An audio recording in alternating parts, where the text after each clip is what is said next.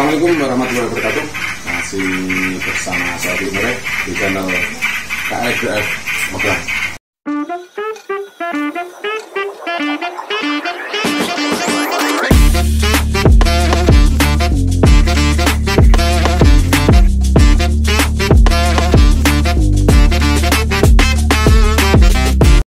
Oke, di kesempatan sore ini akan saya bahas untuk asupan ikan saro supaya cepat produksi ataupun produksinya bisa kontinu. Nah, sambil saya terangkan ini bagian kandang aja.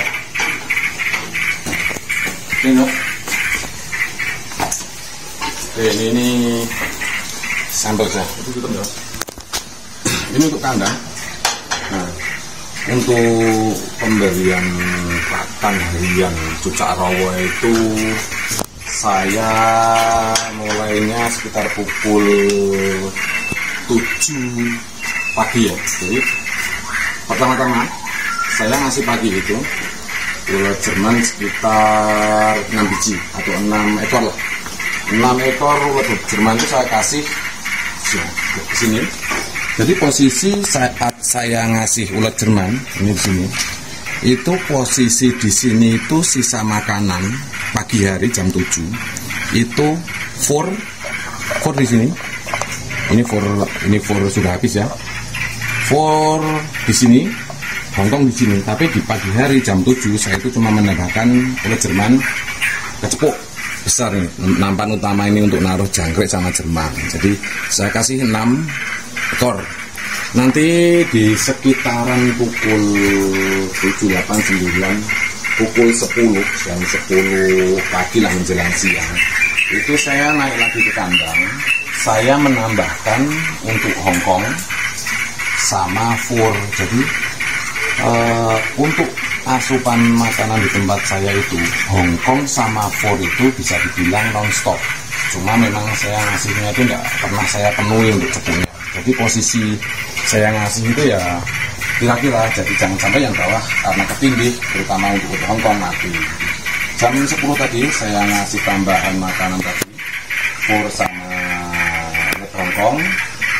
Udah, kalau kiranya udah kira-kira udah selesai, saya tinggal mungkin ngerjain tugas-tugas mungkin kayak ngerawat ikan sangkar, ataupun mungkin kalau pas ada loloan ya saya meloloh. Jadi saya tinggal aktivitas yang lain. Nah, nanti di pukul siang aja setelah hampir jam 12 ya, sekitar jam 1. Jam 1 saya naik lagi ke atas. Saya naik lagi ke atas itu saya memberikan ini pisang ya. Jadi pisang ini pemberian tadi saya siang hari pukul 1. Jadi pisang ini dari jam sekarang sore hari ya. Jadi jam 1 sampai sore ini udah lumayan ke makan. Nah, pisang di tempat saya itu saya tambahin vitamin. Kalau untuk vitamin mungkin yang cocok lah.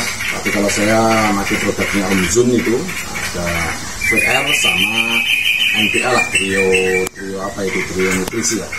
Dikasih sesuai dengan aturan pakai. Kita berikan ke sini. Jadi pisang tempat saya itu pemberiannya itu setiap hari saya ganti, tapi siang hari. Jadi untuk menu makanan di tempat saya itu jarang saya kasih bareng pagi, karena memang waktu saya kan kebanyakan di rumah. Jadi full total untuk merawat burung itu bisa maksimal. Untuk pemberian pakan memang saya jadwal. Ya salah satu mungkin fungsi atau mungkin maksudnya kan makanan yang saya berikan itu bisa dibilang kemakan semua. Jadi asupan nutrisinya itu oke lah, jangan sampai kita ngasih makan tapi yang dimakan itu cuma salah satu. Misalkan beberapa induk ini kalau saya amati punya nafsu makan atau mungkin kesukaan beda-beda. Ada yang induk itu suka jangkrik, atau mungkin ada yang juga suka buah, ada juga yang suka ulet. Jadi kalau ngasihnya kita barengan, nanti pada akhirnya itu cuma salah satu salah satu menu makanan aja yang habis, tapi kalau ngasihnya itu bertahap atau mungkin dijadwal, hampir semua makanan itu bisa habis. Nah itu mungkin mungkin yang bisa mempengaruhi di produktivitas tadi. Oh iya, tadi yang untuk pisang. Kalau di tempat saya itu saya memakai pisang biji ya, atau pisang kluthuk istilahnya. Dulu awal-awal saya breeding 1, 2, 3 tahun yang lalu saya amati, saya memakai pisang kepok. Bukannya pisang kepok itu jelek, menurut saya pisang kepok itu bagus. Cuma kalau di tempat saya untuk mendapatkan pisang kepok itu juga kesulitan. Terus posisinya juga nyari yang benar-benar tua itu agak sulit. Jadi kadang saya kan pergi ke pasar, saya beli, tapi dapatnya pisang itu rata-rata sudah obat, atau mungkin dikasih karbit, atau kalau nggak karbit mungkin sejenis netral, obat masak. Ya itu mungkin setelah saya amati ya, mungkin nggak instan dampaknya. Tapi setelah saya bandingkan dengan sekarang yang saya memakai itu pisang biji itu hampir 2 tahun lah, mungkin lebih, itu dampak di produksinya itu sangat kelihatan. Yang dulu itu untuk kepok itu kalau saya lihat untuk produktivitasnya itu kurang kontinu, mungkin dari segi steril kan, yang namanya obat kita juga nggak tahu kan, mungkin sudah saya cuci atau mungkin saya bersihkan, jadi dampak residu atau meninggalkan sisa kimia di badan juga mungkin berpengaruh. Jadi setelah saya ganti dengan tadi itu pisang kluthuk, alhamdulillah untuk sekarang ini untuk produktivitas per kandang, karena saya memakai sistem babu sama panen telur, jadi saya setting untuk perindukan itu sebulan itu nelur 2 kali atau sekitar 4 butir. Dengan menu makanan seperti ini yang saya terapkan sejauh ini 1 sampai 2 tahun ini tidak ada kendala. Atau orang biasanya kendala itu kan seringyong, itu benar-benar nggak ngisi, atau mungkin kalau nggak seringyong itu yang biasa dialami itu macet, karena mungkin menu makan kurang. Tapi kalau yang saya terapkan pakai metode seperti ini, alhamdulillah bagus lah. Yaitu satu lagi nih Mas, jadi nanti kan tadi sekitar jam 1 ya, jam 1 itu habis jam 12 saya akan ngasih pisang. Nah sore hari itu saya ngasih jangkrik lah. Ini tadi sore baru saya berikan ke kandang. Jadi kalau untuk jumlahnya saya kurang tahu karena saya jarang itu. Saya kalau untuk perkiraan segini, 1 genggam dalam, tapi isinya nggak saya tekan, jadi kira-kira segini. Ini saya kasih sore, biasanya besok jam pagi ya 10, jam 10, 11 ini mungkin cuma tinggal 1 sampai 5, bisa dibilang kemakan semua. Kenapa saya kasih sore? Jadi kalau menu atau mungkin nutrisi untuk indukan itu menurut saya itu bisa maksimal atau optimal dalam produksi itu menurut saya kan asalkan asupan gizinya itu tercukupi. Jadi jangan kita jor-joran aja. Mungkin jangkrik kita ngasihnya banyak, mungkin dampaknya yang dialami atau mungkin yang didapati malah burung itu nggak lemah. Burung itu lemak lah, tapi lemaknya di indukan cucak rawa itu kan beda. Lemak indukan cucak rawa itu kan di perut itu kan tidak ada warna atau kuning atau keputihan yang seperti lemak, tapi memang berat badan itu memang meningkat. Jadi burung malah menurut saya itu kegemukan, mungkin over protein. Jadi sebaiknya kalau untuk indukan tadi ya menu makanan itu benar-benar disetting secukupnya, karena kita ngasih berapapun itu, kalau memang dia yang suka, misalkan kita ngasih jangkrik, dia sukanya jangkrik, seberapapun pasti dapat habis. Tapi dengan metode pakan seperti ini, asupan pakan yang berimbang, itu menurut saya dari segi nutrisi yang didapatkan induk itu malah bagus. Ada satu untuk biaya operasional juga nggak bengkak. Target untuk nutrisi yang diperlukan induk itu mungkin ya pas, jadi aman lah buat semuanya. Sama lagi ya, itu kadang, oh iya, saya jarang memberikan buah lain selain pisang kluthuk atau tadi pisang biji.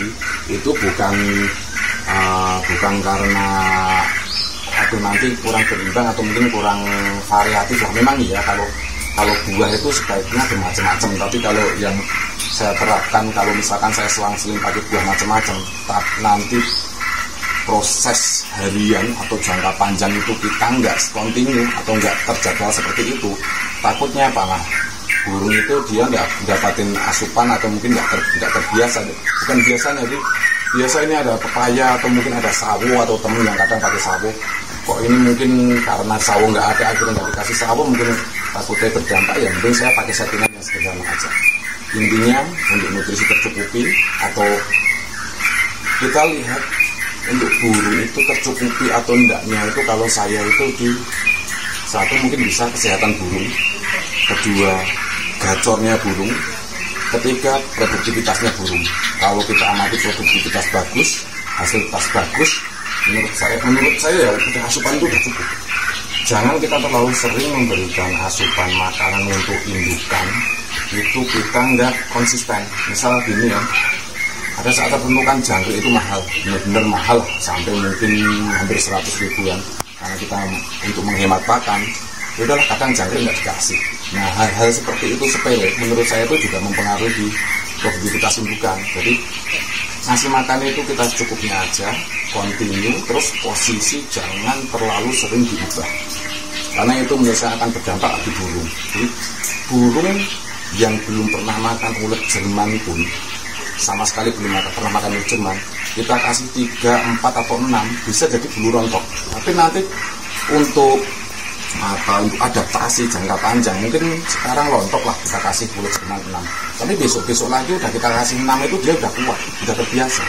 Jadi jangan terlalu kita itu kita misalkan menyesuaikan menu atau membuat menu baru, terus ada perubahan di induk, biasanya yang kelihatan itu bulu rontok. Ya kita misalkan kalau ngasih makannya itu jangan over, terutama yang sifatnya itu EF-nya itu panas lah. Jerman itu menurut saya itu mungkin dampak panas ya, sering bisa teman alami itu kenapa ya tak kasih Jerman malah rontok ya, mungkin karena belum terbiasa atau mungkin ngasihnya over, bisa juga.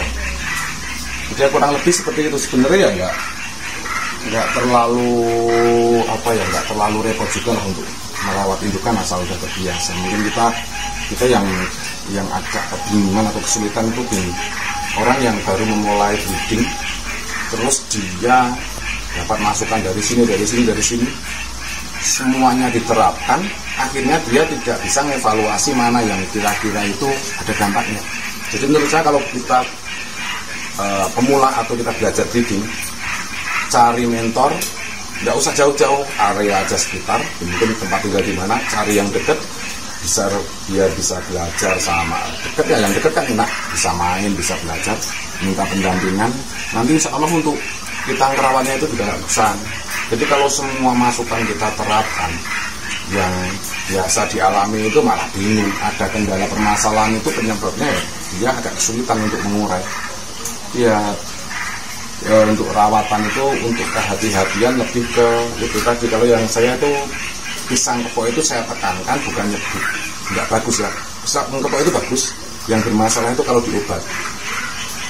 Jadi kalau sampean misalkan pakai pisang kepok, usahakan cari pisang kepok itu yang belum diobat, ditunggu masak secara alami baru dikasihkan ke burung. Ya mungkin segitu dulu ya untuk asupan rawatan indukan lah. Mungkin ada yang kurang atau mungkin kurang komplit atau gimana, karena ya saya juga kurang mungkin saya jelaskan juga kira-kira udah lumayan. Misalkan ada yang kurang, boleh saja di kolom komentar. Mungkin kalau langsung kira-kira simple ya saya jawab langsung. Kalau kiranya itu itu juga kayaknya perlu dibahas lebih dalam ya, nanti saya buatkan untuk tutorial atau videonya biar lebih jelas, biar merawatnya berkira. Oke, assalamualaikum, salam ternak, sampai malam.